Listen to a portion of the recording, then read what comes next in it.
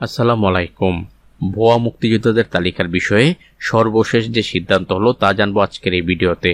তবে আপনি যদি যুদ্ধের জীবন চ্যানেলে নতুন হয়ে থাকেন, চ্যানেলটি অবশ্যই সাবস্ক্রাইব করবেন, পাশেই থাকবেন। মুক্তিযুদ্ধ বিষয়ক মন্ত্রণালয়ের নতুন উপদেষ্টা হলেন ফারুকী আজম। তিনি বলেছেন, ভুয়া মুক্তিযোদ্ধাদের তালিকার বিষয়ে সিদ্ধান্ত নেওয়া হবে।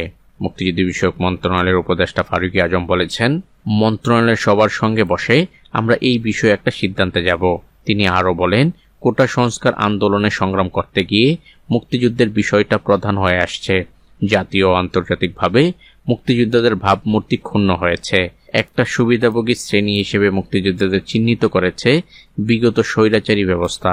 সেই কারণে মুক্তিযোদ্ধাদের বীরত্ব ও আত্মত্যাগকে পুনর্গঠনের জন্য সত্যিকারের মুক্তিযোদ্ধাদের মতামত নিয়ে আমরা সামনের দিকে এগিয়ে যাব। আর সেখানেই বাদ পড়বে ভুয়া মুক্তিযোদ্ধা। সেই তালিকার বিষয়ে আজই আলোচনা হবে। তো আজ এ পর্যন্তই, দেখা হবে অন্য এক নতুন ভিডিওতে। ততক্ষণ পর্যন্ত সবাই ভালো থাকবেন, সুস্থ থাকবেন। আল্লাহ হাফেজ।